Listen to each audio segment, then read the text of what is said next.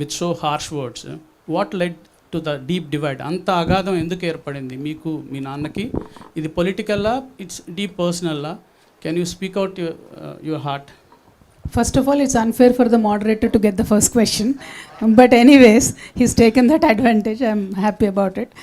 ఒకటి, నేను మా నాన్నని క్రిటిసైజ్ చేయలేదండి.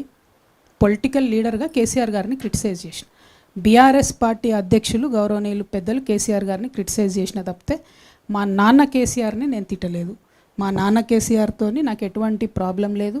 నాన్నగా ఆయన లేకపోతే నాకు జన్మనే లేదు.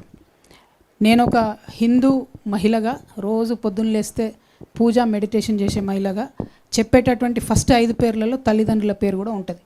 తల్లిదండ్రులతో నాకు ఎటువంటి సమస్య లేదు. బీఆర్ఎస్ పార్టీ అధ్యక్షులు కేసీఆర్ గారితో ఖచ్చితంగా నాకు ఐడియాలజికల్ విభేదాలు ఉన్నాయి. మొన్న విమర్శించిన, రేపు కూడా విమర్శిస్తా తప్పు చేస్తే. నేను తప్పు చేస్తే అట్లనే బీఆర్ఎస్ పార్టీ వాళ్ళు కూడా నన్ను విమర్శించవచ్చు. నేను వ్యక్తిగతంగా ఒక మాట కూడా అనలేదు. బీఆర్ఎస్ పార్టీ ఫస్ట్ వచ్చినటువంటి ప్రభుత్వంగా వారు కొన్ని పనులు చేసి ఉంటే తెలంగాణకు బాగుండేది. ఆ పనులు చేయకపోవడం వల్ల ఏమైంది?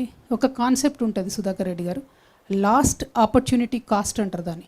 If you lose an opportunity, ఒక అవకాశాన్ని మీరు వదులుకుంటే దానివల్ల వచ్చే నష్టం. తెలంగాణలో తొట్టతొలి ప్రభుత్వంగా ఏర్పడ్డటువంటి బీఆర్ఎస్ ప్రభుత్వం ఏదైతే కృష్ణా గోదావరి నదుల నీళ్లను కరెక్ట్గా వాడుకొనగలిగి ఉంటే మన రైతన్నలకు వారు అధికారంలో ఉన్న 10 సంవత్సరాలలో 2,50,000 కోట్ల రూపాయల సంపద డైరెక్ట్గా రైతులకు అందేది. కృష్ణా నీళ్ళు వచ్చి ఉంటే మన పొలాలకు, గోదావరి నీళ్ళు వచ్చి ఉంటే 1,21,000 కోట్లు కేవలం ఈ 2 ప్రాజెక్టులకు పెట్టిండ్రు. ఏది? కాళేశ్వరం, అట్లానే పాలమూరు రంగారెడ్డి. 1,21,000 పెట్టి 2 ప్రాజెక్టులు కడితే ఇచ్చింది నీళ్ళు ఎన్నిటికీ అంటే 1,00,000 ఎకరాలకు ఇచ్చారు. నేను దాన్ని క్రిటిసైజ్ చేసిన. బీఆర్ఎస్ పార్టీ అధ్యక్షుడిగా ఖచ్చితంగా వారిని క్రిటిసైజ్ చేసిన, ఇవాళ చేసిన, రేపు కూడా చేస్తాను. ఎందుకంటే ఆ last opportunity cost only for farmers is 2.5 lakh crores. ఆ సంపద డైరెక్ట్గా మా రైతన్నల జేబులకు పోయేది, అది పోయింది. ఇంకొకటి లాస్ట్ ఆపర్చునిటీ కాస్ట్లో మొత్తం 2001 నుంచి 2014 దాకా తెలంగాణ రాష్ట్రం వచ్చే వరకు కొట్లాడినటువంటి యువకులకు ఉద్యోగ అవకాశాలు ఇవ్వకుండా ఒక 10 సార్ల పేపర్ లీక్ అయ్యి అంత పెద్ద ఐటీ మినిస్టరు, అన్ని దేశాలకు పోయి స్పీచ్లు ఇచ్చే ఐటీ మినిస్టర్ కేటీఆర్ గారు ఉండంగా టీసీఎస్ లాంటి కంపెనీతో మాట్లాడుకొని ఫుల్ ప్రూఫ్గా మనమే ఎగ్జామ్స్ పెట్టలేమా అండి?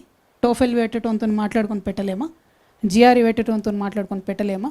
ఎట్లా ఫెయిల్ అవుతుంది? మన గ్రూప్ 1 ఎందుకు ఫెయిల్ అవుతుంది? 10th క్లాస్ పరీక్షల పేపర్ ఎందుకు లీక్ అవుతుంది? ఆ ఫెయిల్యూర్ వల్ల ఇప్పుడు ఏమైంది? ఇవాళ రేపు ఉన్న ఫాస్ట్ జనరేషన్లో ఎవ్రీ 7 years కొత్త జనరేషన్ వస్తుంది. 10 years లేదు ముందులాగా.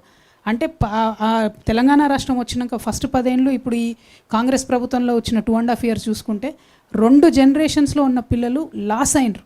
మీ అందరికీ తెలుసు, ఒక్క గవర్నమెంట్ ఉద్యోగం కోసం 1,00,000 మంది రాస్తారు దానికి ఎగ్జామ్.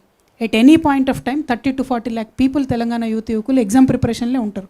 మరి వాళ్ళందరిది లాస్ట్ ఆపర్చునిటీ కాస్ట్ కాదా? వాళ్ళ జీవితంలో వాళ్ళు కోల్పోయిన ఉద్యోగాలు, వాళ్ళు కోల్పోయిన అవకాశాలు, వాళ్ళ కుటుంబ సభ్యులు పడ్డ ఇబ్బందులు, ఆ లాస్ట్ ఆపర్చునిటీ కాస్ట్ అనేది ఖచ్చితంగా బీఆర్ఎస్ ఖాతాలోకే పోతుంది. కాబట్టి బీఆర్ఎస్ అధ్యక్షుడు కేసీఆర్ గారిని నేను విమర్శించిన తప్పితే నేను మా ఫాదర్ కేసీఆర్ గారిని విమర్శించలేదు.